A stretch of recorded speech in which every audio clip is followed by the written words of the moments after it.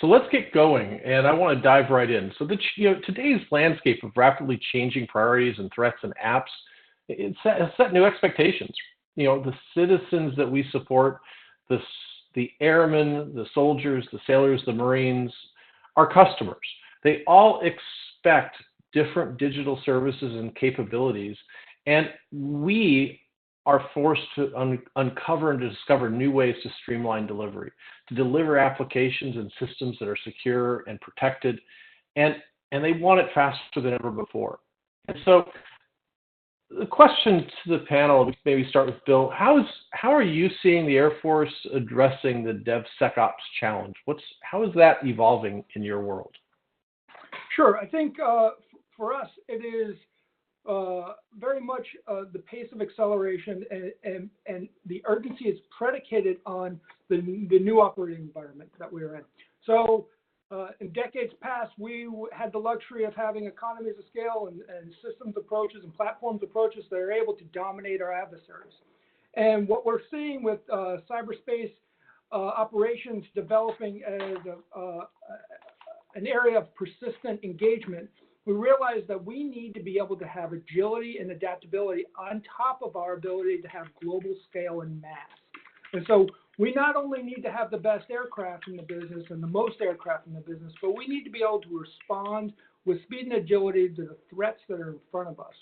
And so that is very much, the FAR process, the Federal Acquisitions process is made to be able to kind of achieve those economies of scale. And software capabilities in the information age are just not conducive to that type of approach. And so, yes, there's a acknowledgement that we must be able to fight with the force that we have today that is constructed in a way that has achieved global superiority over our adversaries. But there is an acknowledgement that we need to be able to be adaptable for today's conflict. And so we're doing that in ways that we're learning from industry. We're learning from our engagements across the industrial base on trying to deliver capabilities faster, with more speed and with more agility than we can process with test. And really, that we test and we're able to do these things in a way that shows operational value at the speed of need. And so for us, it is a challenge to be able to take the requirements of today and position them with what we need to do with the force that we need to prepare for tomorrow. So, it really does come from an approach of partnership with industry to be able to kind of learn and proceed and hone our skills as we go forward. Interested to hear Pradeep's perspective. How is it happening in your world?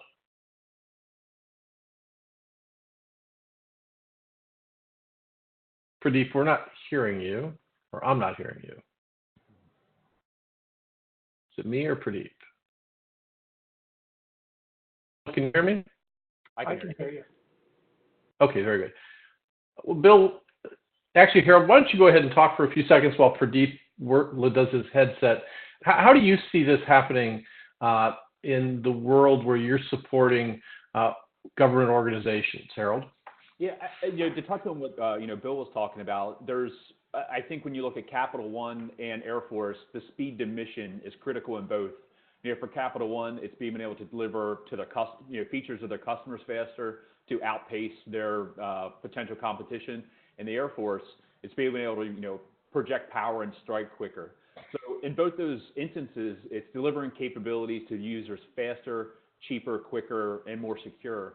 So they're not really misaligned. They're actually, in my opinion, what both organizations are trying to achieve are very much aligned. And as far as what we've seen in the Air Force, there's a big learning curve to get to that agility. I think as Bill can probably attest to, moving quick is not comfortable for the Department of Defense as a whole.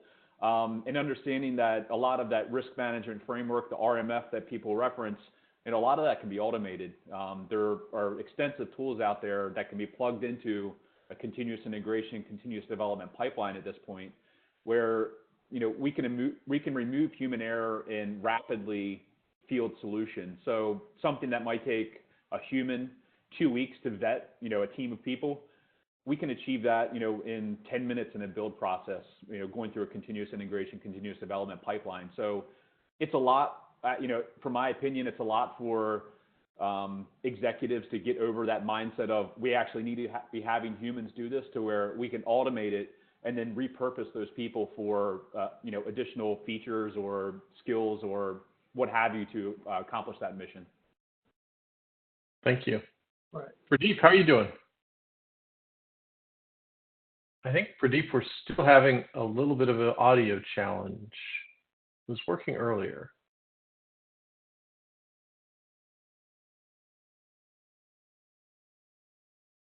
I'm going to pause for just a second, let Pradeep see if he can get it.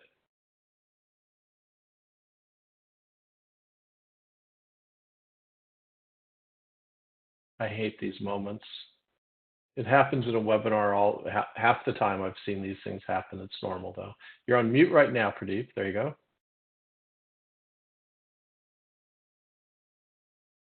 All right, I'm going to keep going. Agnes, maybe you can chat with Pradeep and see if you guys can work out the audio issues, and we'll just keep going. We'll bring Pradeep back once we get there. Let's keep going, though, and it's interesting, Harold, you talked about automation as a key part of it, and that's really, I think, one of the ahas that people have as they start to learn about DevOps and learn about the importance of CI and CD. And it's not just about automating a few tests here or a few tests there. It's really, I've learned it's about automating just about everything.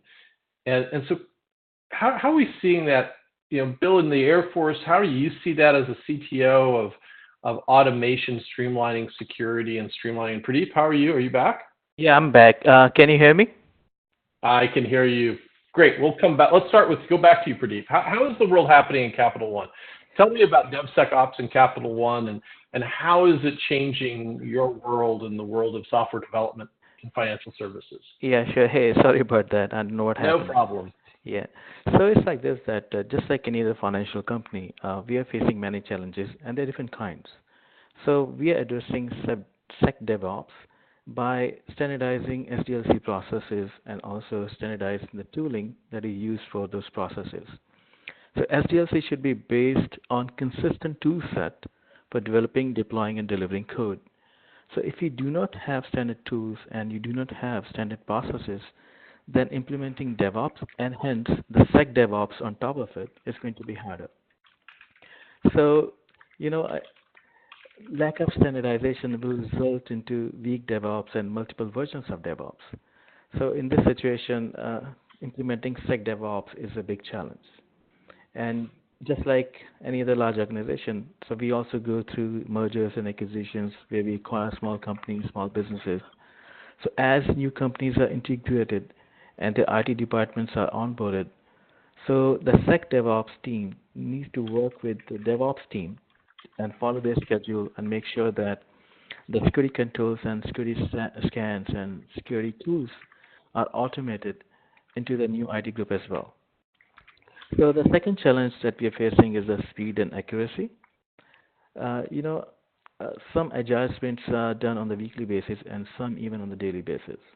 So think like this, that if development team is taking just one day to write, test, and deploy code in production, you just cannot run a scan that will take 5, 6, or 7 days and ask development teams to stop until scan is finished.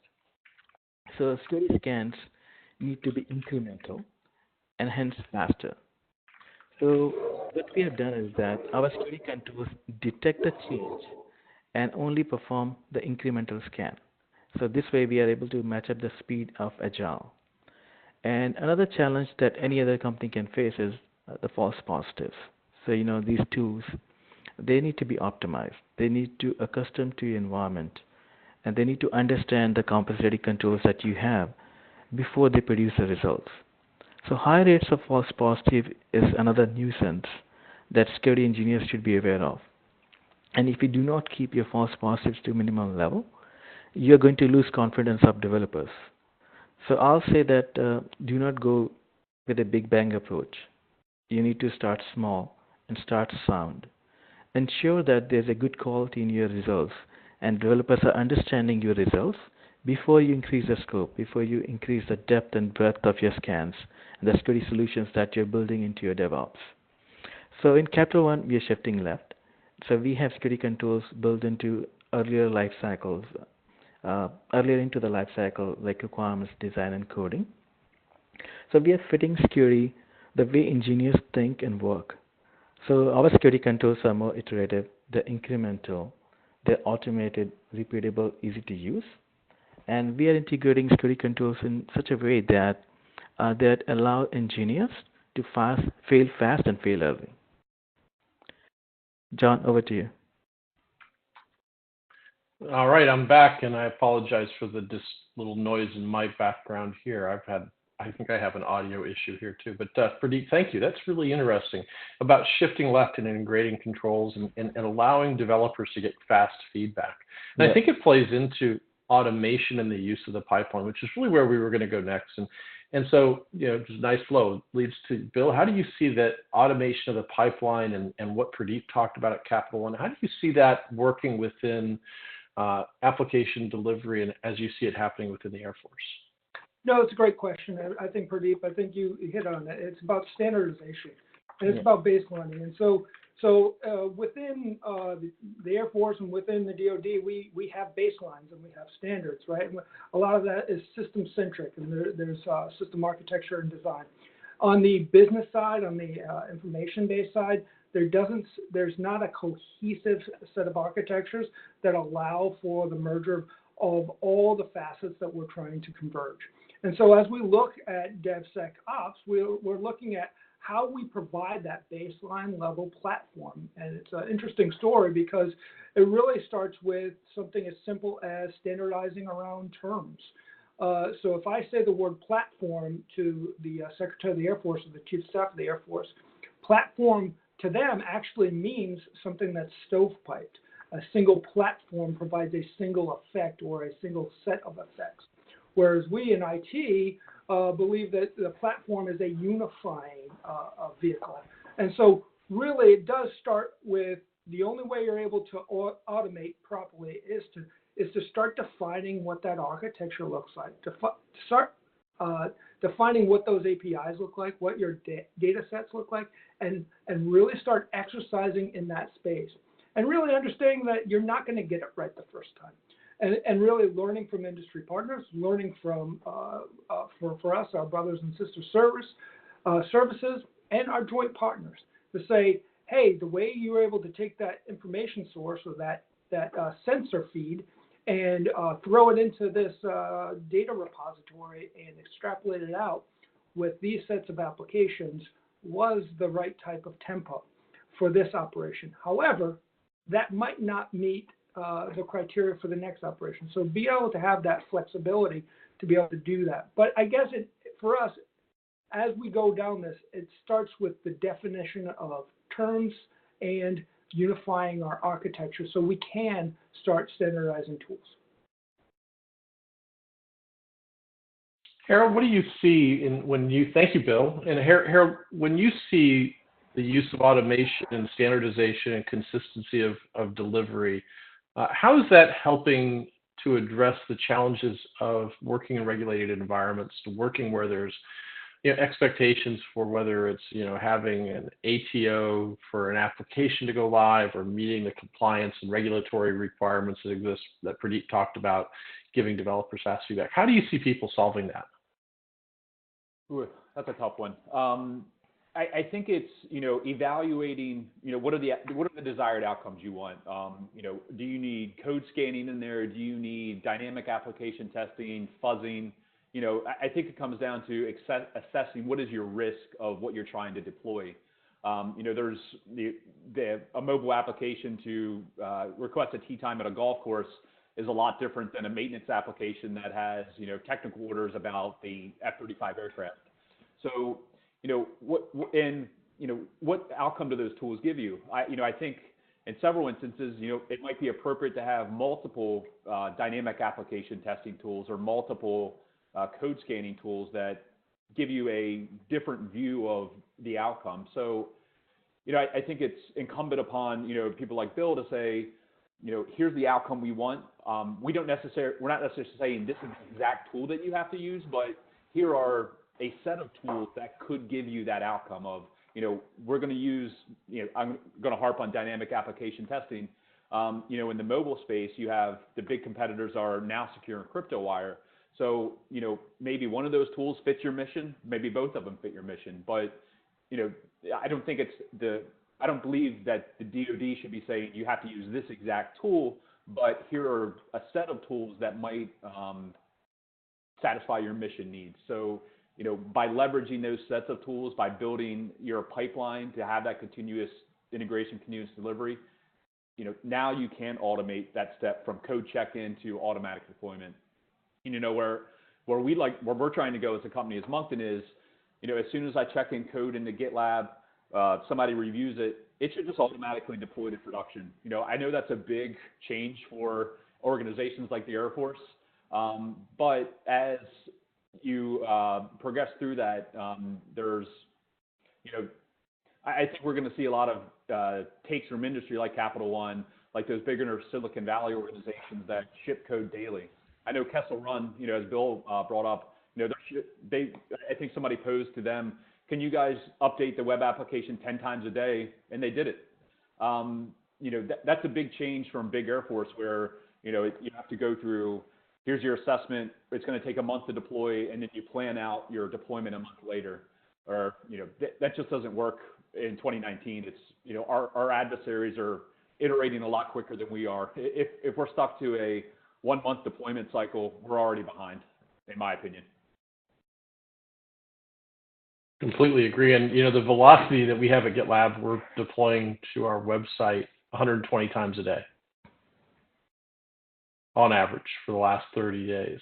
And we are pushing new updates to the GitLab.com app behind often with feature flags daily. And we have our monthly release. So I know what it feels like to go fast, and we're doing the same things that you're talking about. It's about the pipeline and how you define the pipeline to give the developers the fast feedback, and just like what Pradeep was describing, right? To capitalize on what Bill said earlier, our value in the 21st century is going to be how fast we can achieve this mission success. So, when our adversaries can just go buy an iPhone off the shelf and use it, when it takes 6 months to acquire that through the FAR, we're already behind the ball at that point. Precisely. So, very good. Any other thoughts about the use of automation and how automation really is? And I want to make sure we don't move off of automation too fast, because it's incredibly important to understand how automation really is going to be the key to enabling us to go faster and to go faster and manage our risk by giving people fast feedback, by having the right tools and the right scans that give that feedback quickly, by taking the human manual error-prone tasks and encoding it into a form of automation so you can trust the pipelines. Any other comments before I move on? I want to make sure I want to give us enough time on this topic. Yeah, so John, I'll say that we can choose your tools wisely. So automation is one thing, but what you are automating is another thing. So you have to make sure that whatever you're picking up is best of the breed and it fits into your environment. Because if you go around, there are a lot of vendors and they have a different sales pitch, and all vendors think that their tool is the best, but you have to take a decision, like what is best for your environment, what is best for your, DevOps culture.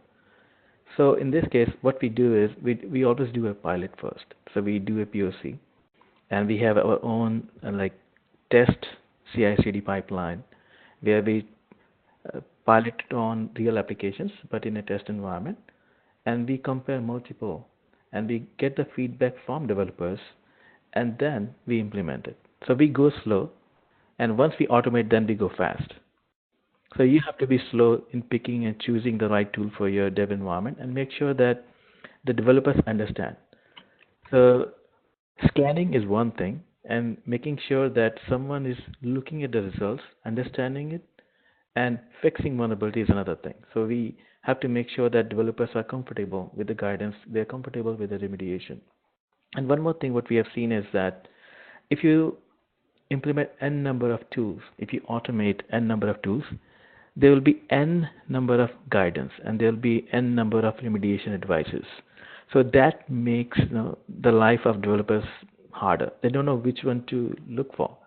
So one tool is saying to do ABC and the other tool is asking you to do XYZ. So having a standardized remediation guidance is also very important, that no matter which tool, which scan you perform, developers understand the nomenclature and they understand what needs to be done. Yeah. Very good. Thank you, Pradeeb. And I'm going to move on. You said something I think that was really interesting, and while I agree with you, and we could spend a whole lot of time talking about that, the multiplication of n number of tools times n number of guidances and n number of user interfaces. We could talk about that. Yeah. But you said something earlier that I think is relevant to where we're headed, which is the DevOps culture. Mm-hmm.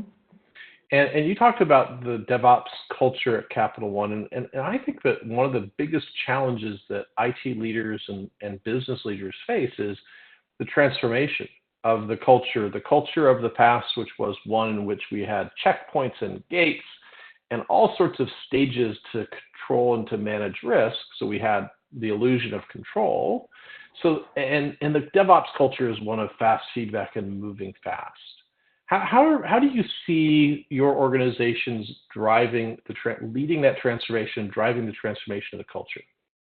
Yeah, so that's a hard part. So that cannot be done overnight.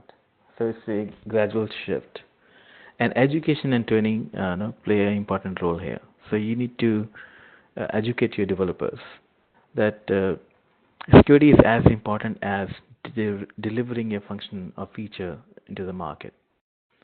And once you understand the culture, once you understand the mindset of developers, then deliver security controls in that fashion. So as I was telling, yeah, we are shifting left because developers, they hate to wait. So if you're performing a scan and then asking them to wait for a day or two to get the results, that's going to piss them off. So you need to fail fast and fail early. And also the security scans and security controls should be available on demand. So whenever I need, whenever I want, I should be able to scan my code and see, whether there are any issues.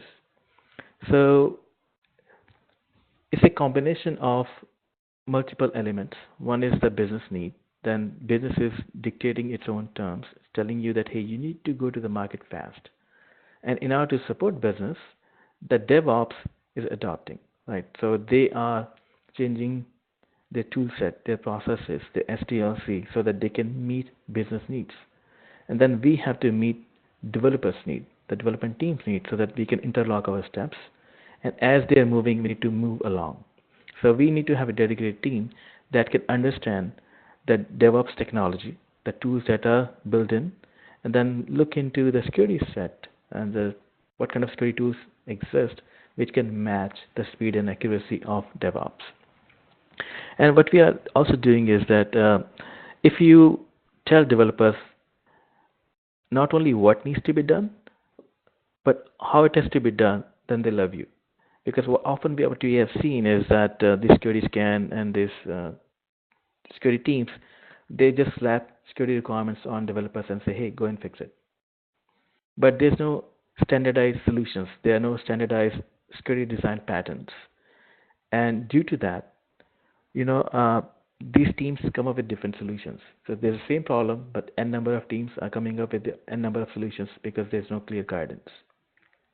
So we can change the culture by creating security design patterns which are consistent and they are compliant to our regulations, they are compliant to our standard, and through education, through training, make our developers know about those design patterns.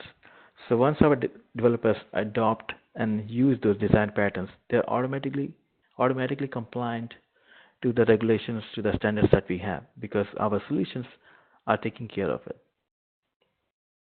So if you tell developers that you are on their side, you're part of a team, then they love you. And if you tell them that, hey, I'm going to make your life easier, I'm going to make security transparent, but in return we need their help, then that helps to change the culture, because then you are blending your security into their culture. I hope it's making sense. I think it does. I'm really interested. Thank you, Pradeep. That was fantastic, and I love the idea about giving them the path, making it easier for them to do the right thing, and that when the pipeline, if they follow the pipeline and the process, then their work is secure and compliant. I love that. So there's one more thing that we are doing, that is blending security within development area. So what we are doing is we are identifying application security champions. So they are kind of a designated liaisons between security department and IT department. So they are like senior developers or technical leads or project managers, and we train them, mentor them, and educate them, and then we ask them to perform certain security tasks. So it's application security champion is kind of a role. So a senior developer needs to spend like 5 to 10% of their time in performing some security activities, making sure that security scans are happening on their applications and vulnerabilities are remediated within a timely manner. So this way you can scale to hundreds and thousands of development teams. And by infusing this security mindset into the development teams, we can shift the culture, we can change the culture. Fantastic advice. I think having champions on teams is a great way to help people start to learn, and they'll follow those champions, local leaders, so to speak. Bill, how about in the Air Force? How do you see the shift to both DevOps, DevSecOps, the cultural transformation? You talked about Kessel Run and some of the initiatives that the Air Force has been doing. How do you see this transformation happening? So it is exactly that. It is a transformation. So for us, it is, we have strategy, but culture eats strategy for breakfast, and that's really what's happening. We have been ingrained with 3 different communities. Our dev, our sec, and our ops are 3 stovepipe functions that operate independently from one another, although they have the same stakeholders in many instances.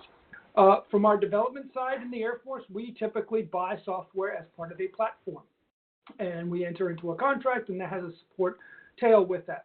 And then that is given to our operations, our network operations centers, and they make sure that runs and is integrated with everybody else. And so the dev community wants it new, the ops community wants it stable, and then you put in the security people who want it secure, and it is very much a fractured state of business that ends up having an impact on the user experience. And so for us, we acknowledge that it is a culture change. It is, instead of having 3 distinct processes and 3 distinct organizational levels, that we need to bring all of that together. And I think Kessel Run is an example of how we bring all of that together with the focus on being outcomes and making sure that we're delivering outcomes. And you're able to look at mission owners and stakeholders and be able to provide that fidelity. It's not all just about it being the most secure ever. It's not all about it being most available ever or the most new ever. It is a dialogue between what is required for that outcome. And as we continue to go through this and get exposed to what DevSecOps is and how to implement it, then we will progressively get better and better and better and be able to scale that for effect. But right now, it is very much a cultural challenge to kind of level set those silos that are very ingrained with traditional ways of doing business, with long lead times and poor outcomes usually. Very true. Very good insight as well as to how those 3 different groups have to interplay and how you have to figure out how to work across them. Harold, what's your experience taught you, and what have you seen about how people go about the transformation, either at Monkton or with the projects you've worked on for your clients? Yeah, I think a lot of it is education and getting people out of their comfort zone. People have been doing things the same way for a long time, and the hardest part is getting people to understand that there is a there is a new way. In some ways, it's better. In some ways, it might be the same. But to me, that's the hardest problem. I think from the Air Force side, the DoD side in general, it is a big cultural shift, and that's the impossible task that Kessel Run, Space Camp, all these different organizations are trying to tackle. A lot of people lean on policy as a reason you can't do X, Y, Z. I think policy is a crutch that people just blame, for people's unwillingness to move to a different methodology. So that's what I'm seeing. There are a lot of people that really want to move fast. I think there's a lot of talk of in the DoD the frozen middle, as a lot of people call it. But for everybody's edification, that's the perception of middle management doesn't want to do X, Y, Z. But I think from my perspective, that's the end users or the functional community not engaging with those middle management to bring them into discussion to see what's the value of that proposition that they're trying to do. If I can, the project we're working on in the Air Force is a maintenance application that brings maintenance data from a web browser sitting in a utility shed to the aircraft. And there's a lot of discussion of acquisitions, doesn't understand. Well, why aren't the acquisition officers coming out to the line and seeing how that impacts the user? Why aren't the AOs, the authorizing officials, coming out to see how that impacts users on the flight line? If there's that disconnect, I think we're still going to see these cultural impasses. But if we can get over that, to see the value of how this rapid acquisition of technology by using things like continuous integration, continuous delivery, can make that outcome safe, secure, check off your policy and compliance checkboxes, I think we'll close that gap a lot earlier. Very, very good. And I think the idea of the frozen middle and of middle management who are somehow left behind, and they're often given goals and objectives that often encourage them to do the opposite of what we want to do as far as driving the transformation. I would suggest that goals and how you goal and what you do to motivate people often will motivate them to do one thing or the other. And that often is something leaders have to look at and think about. So I think we're at a point. We have at least one question has come in. So if there are other questions, please feel free to post a question in the Q&A panel. We're going to get to Q&A in just a few minutes. But I wanted to at least give the panel an opportunity to talk about and to offer your advice and your insight. All three of you have been involved in leading transformation, helping people adopt DevOps, SecDevOps, DevSecOps, whichever you may want to call it. You've been involved in driving that. And so if you were to be meeting with our attendees in an elevator, big elevator, and you were going to give them your advice as to how do you drive a change, how do you lead this kind of a transformation and work in a regulated environment, what would be the two or three key things you would offer them as they work on their journey to change their organizations? Pradeep, what would you suggest as to how to your peers, when you talk to your peers at conferences and events, what advice do you offer? Yeah, so my first advice is that, hey, pick a place to begin. Start by fixing an important problem or address an important risk. So you need to start from somewhere. So start with something simple where you can achieve a quick win, whether it's the automation of a security scan or automation of any security control, and showcase the benefits, showcase that the results of automation and build momentum. And the second is that, as I was telling, maybe I'm repeating like a broken record, that you need to understand the corporate culture and the mindset of engineers and developers. And you need to make them as your partners. So whatever you automate, whatever you integrate into CI/CD or SecDevOps, make sure that developers are fine with it and they're able to understand the results. And third thing, I'll say that, hey, go slow. Make sure the quality of your results is sound, because if you are giving lots and lots of false positives, then you will lose confidence of engineers and developers on you and also on the tool set. So go slow and go sound, and make sure that whatever you're integrating and automating has a tangible benefits, and showcase it and build momentum and then implement more and more. I love the counterintuitive advice. Go slow so you can go fast. Yes. Which is, oftentimes we try to go fast too early and we stumble. So very So good. it's like Very it's like this, that before racing, I have to check my car. So I'll go very slow. I'll perform the inspection of my car, that it is sound, and once it is sound, once I have the confidence, then I can go on a speed. almost like doing a pre-flight checklist, which might Exactly. apply to the Air Force. Yeah, Bill, exactly. how about from your perspective, what advice do you offer to other CTOs and executives who are faced with the challenge of moving their organizations faster into SecDevOps, DevSecOps, DevOps, whichever? What do you tell them that they need to think about and do, and how do you help them on their journey?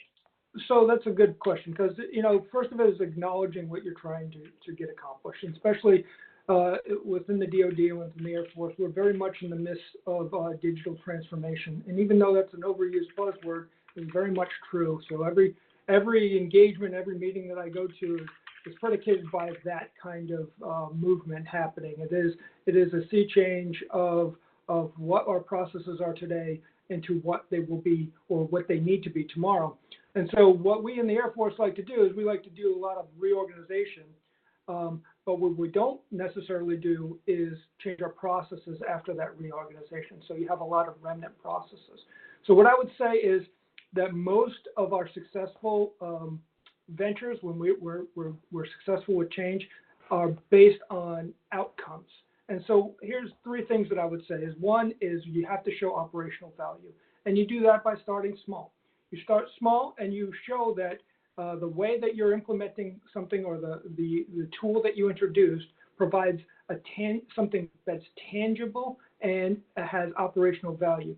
Then you can figure out what the trade space is there. Is it more expensive? Does it require more oversight? But it always starts with operational value in order to start anything. Second part is it's got to be modular. And so what we're seeing is we used to have platform-centric, and you buy the whole thing as integrated, and depending on which parts of it are proprietary, it became a whole systems problem that was hard to solve. And so what we see is a lot of innovation occurring on trying to solve little problems because our bigger systems aren't flexible enough. So we need to look and be modular in our approach, to be able to say, hey, this works for today, but for tomorrow we can throw it out, and it won't compromise the entirety of the architecture, the entirety of the system. And the third thing would be transparency. Open source tools are the de jour, and they're readily available, and most of the time they're fit for need. But if you don't disclose the fact that you're using open source, or your data sources aren't disclosed, readily available, then when the security people come in, then the whole initiative kind of gets put on the shelf, right? And so it starts with that.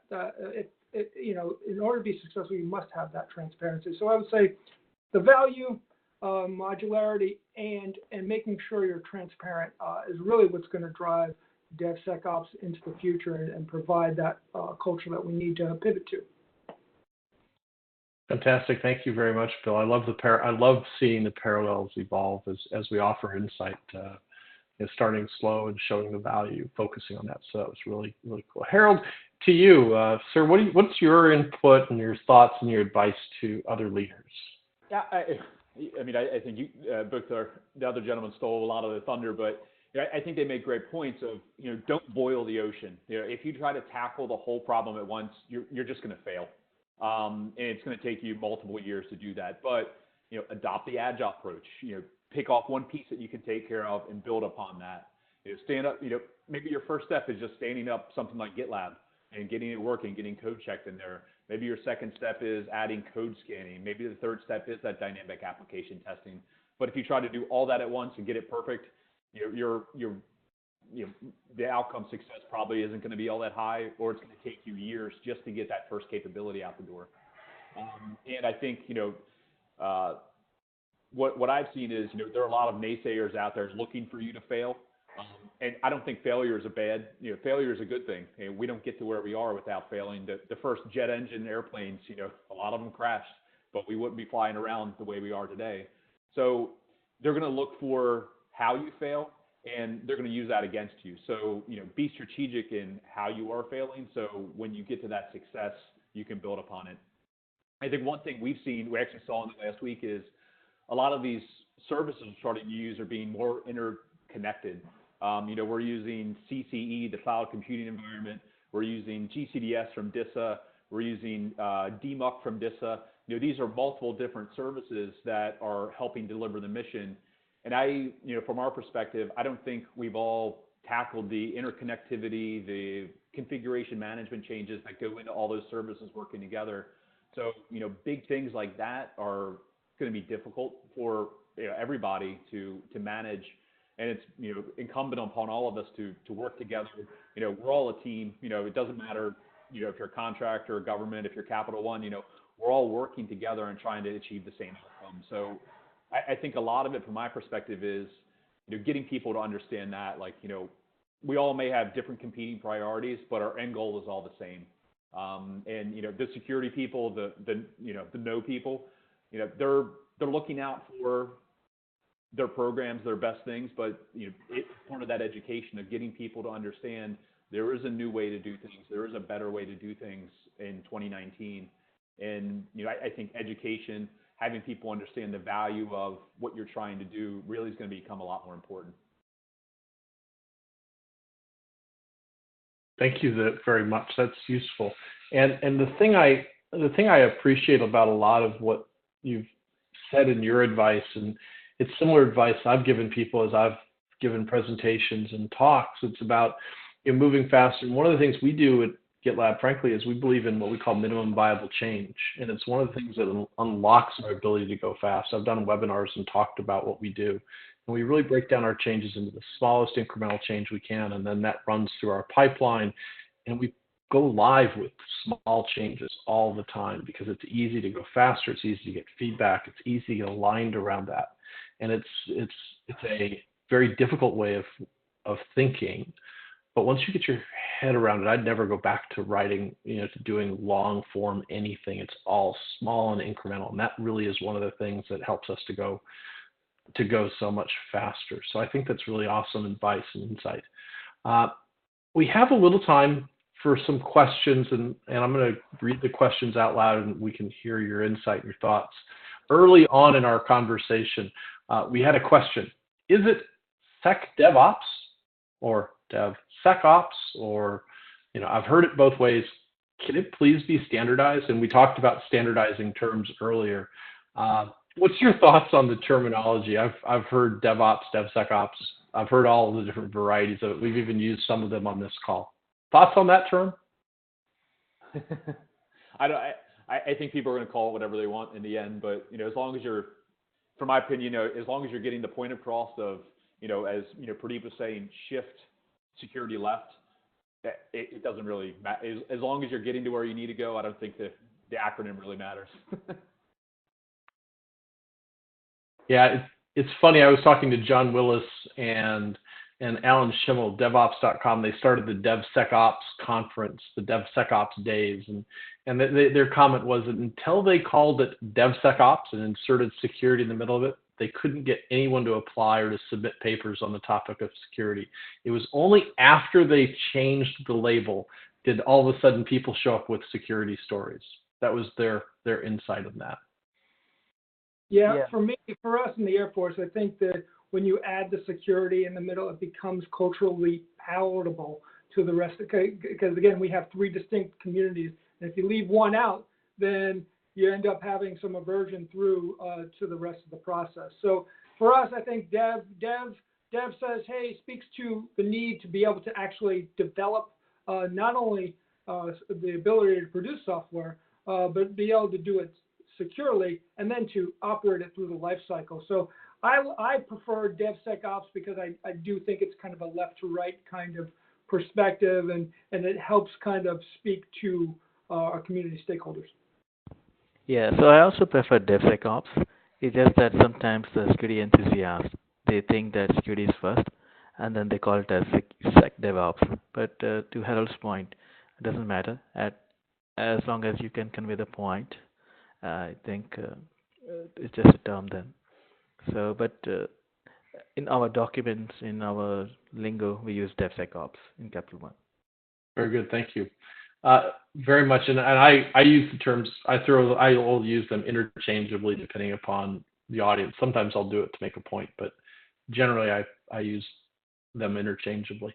I have a question that came in through chat, and it was automate. Let me read the question, and I'd like to hear your thoughts. Automation is great for security compliance assessment. However, working in the government with required ATO, which is authority to operate, some controls still require manual evaluation. How do you deal with both manual and automated controls at the same time?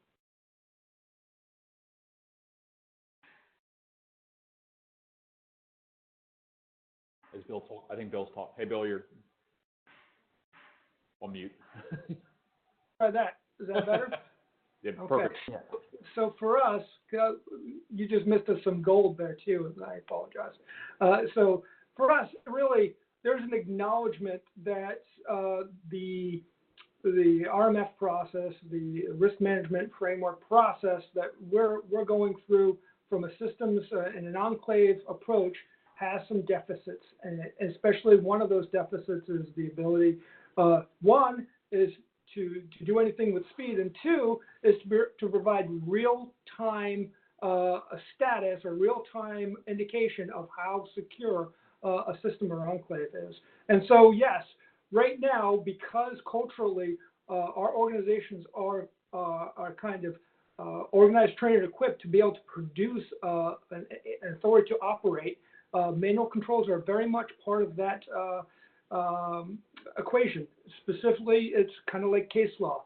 Is once something gets through that way, you really have to have a reason why that control isn't valid in the new paradigm or in this new paradigm. And so really it becomes about exposing a CI/CD pipeline and being able to say, hey, the whole entire ecosystem is actually more secure, and you're able to get more real-time status of the security posture of that enclave and be able to provide that feedback back to the authorizing official. Only then, when we can provide that real-time feedback, that we'll see some of those manual controls kind of be overcome. But we do have to deal with that. We do have to deal with kind of legacy controls and kind of new approaches, and that's all about making sure that our mission owners understand the risk. Very good. Harold, you're on mute. I think to build on what Bill said is, there are some controls that still need a human involvement, but if you shift to the left where now I have a defined process, those humans should be vetting and validating the process. They don't, and the outcomes. My vision is, it's you give the factory where you're building the software the authority to operate, you audit that factory, and then you randomly audit the outcomes of that factory. So the people should not be, like, if you have 100 projects that you're running through that factory, there should not be humans assessing every single project for every single release that you're doing. They should be evaluating the factory that you built, their continuous integration pipeline, and then randomly auditing the outcomes of that factory, where, it's where has the process failed in that CI/CD pipeline versus every single thing we have to manually check. And that's sort of that shifting to the left, automating. That's really where I see those human processes that need to occur. And maybe there's, as Bill was saying, it's because this is the way we've always done things. That doesn't mean that that's the way they should be done. So if there's a human has to read through 100 pages of, text that somebody's put together to check off a checkbox, maybe that 100 pages of text doesn't need to exist because your process has checked that box off. So it's, it's it's part of that education. It's part of seeing just because you did this yesterday doesn't mean that that's the best way to do that and accomplish that control you're trying to satisfy.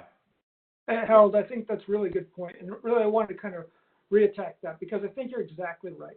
From us in our perspective is that our CIO has said this is, we really need to get to a point where it's like the FDA meat inspecting plant where, you're validating the process. Not every piece of meat needs to be inspected, but every piece can kill you. But you're really raising the level of what you're able to do. And really, you're driving down that cost of being able to produce a piece of software or a piece of code. So really, for us, it is cultural, and it speaks to how do we make sure we have automation that we need and get better at it. I'll tell you that I've always had cable television until I had a viable alternative, right? And so you always went and you always got cable TV and you always paid the price, and it's always sub-adequate, but it was always what you did until there were tools available that shows you can get the same results for less cost and less friction. So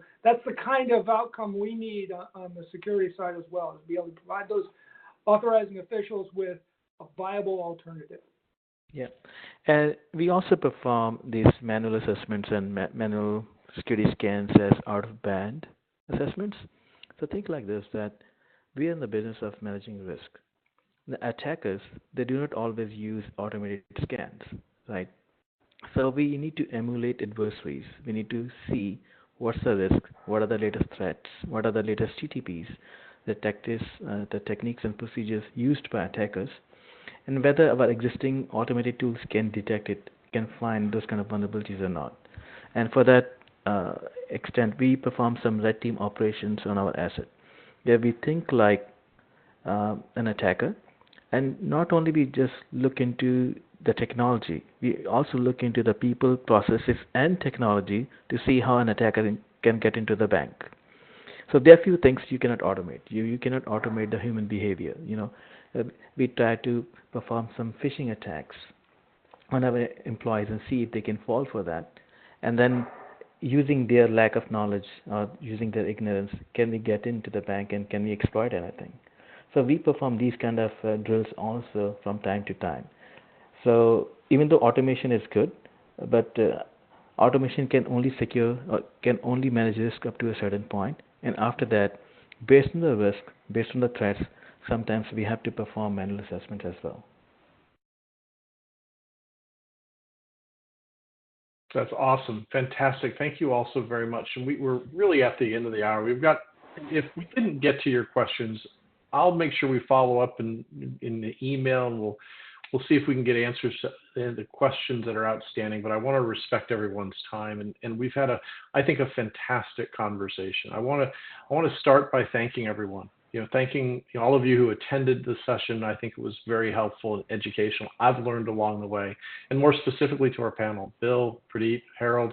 Thank you so much for sharing your insight as to what it takes to develop and deliver secure applications faster at the speed of DevOps.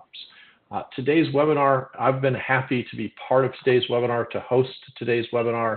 As a part of the GitLab team, I want to thank everyone for your participation. And if you have questions and want to learn more about GitLab, we'll be happy to follow up with you and educate you as to what GitLab does. But the purpose of today was really, let's learn about DevOps and learn together. So thank you all so very, very much. Have a great rest of your day. Thank you. Yeah, thank you all. Okay, bye.